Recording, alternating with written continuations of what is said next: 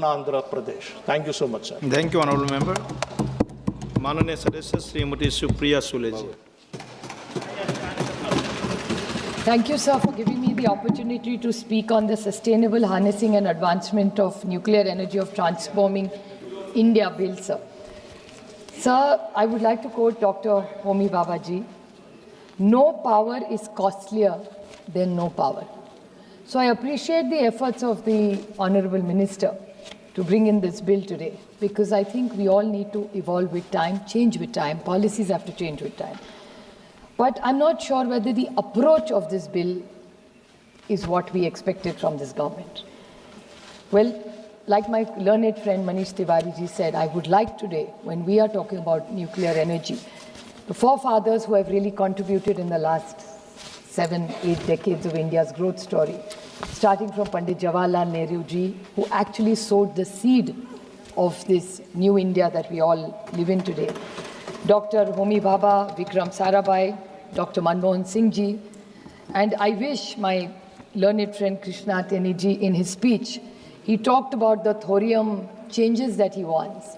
Yes, this government has contributed, but there are thousands and thousands of scientists, and I would like to put it on record, it was Dr. Anil Kakodkar who actually thought of moving from uranium to thorium. He is one of the tallest leaders as a scientist in India who has first thought of this idea, and now the government is taking it forward. I appreciate the efforts, but I think we must put it on record that yes, the government does it, but the real man behind this entire technology change is Dr. Anil Kakodkar.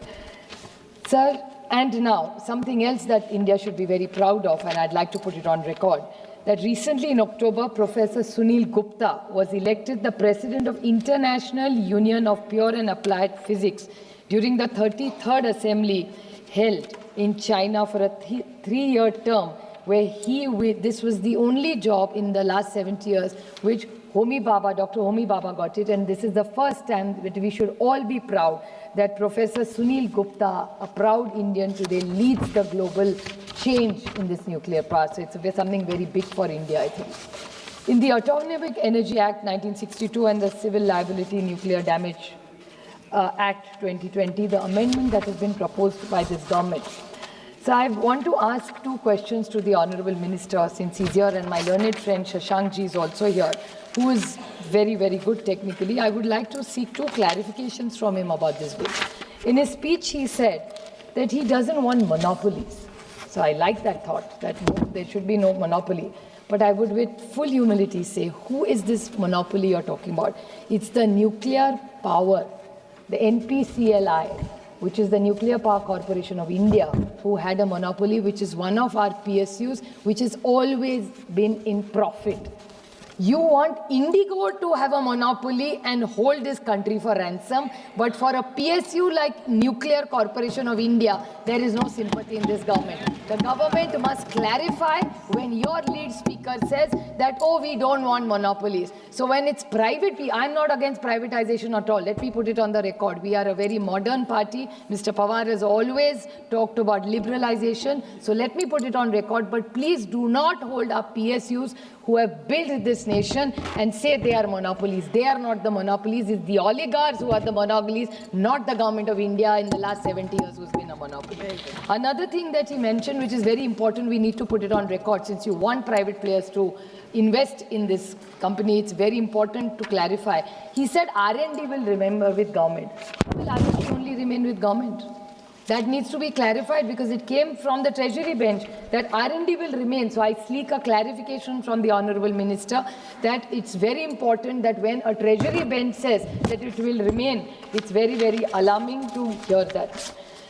The other few issues which need to know that NPCIL, the Nuclear Power Corporation of India, has done outstanding work in this country. They started the fleet mode. We've had amazing reactors that this government has built over the last 7 decades. So every government has contributed to this growth story of nuclear power. But I would like to ask, what is the future that the government plans? Because Dr. Kakodkar proposed uranium to thorium. Mr. From Chandrababu ji's party, he was talking about uranium to thorium. I appreciate what you said, sir.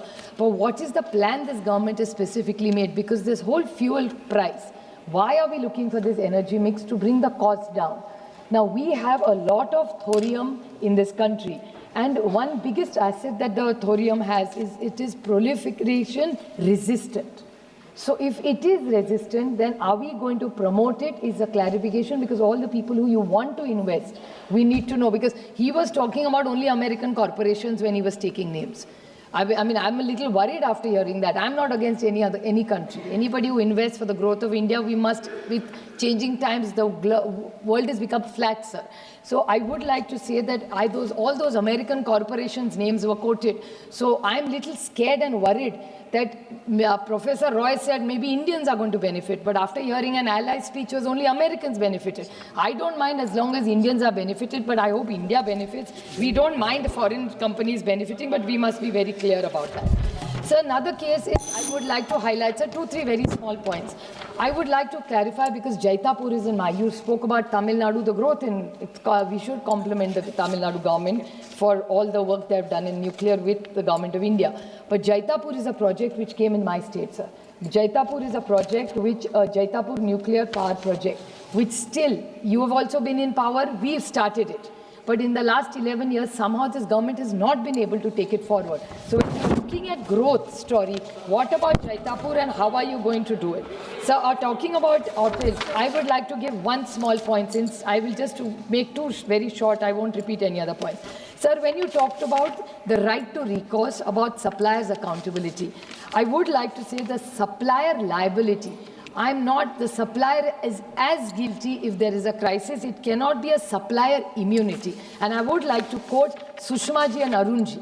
With great respect, I would like to quote Arun ji's statement.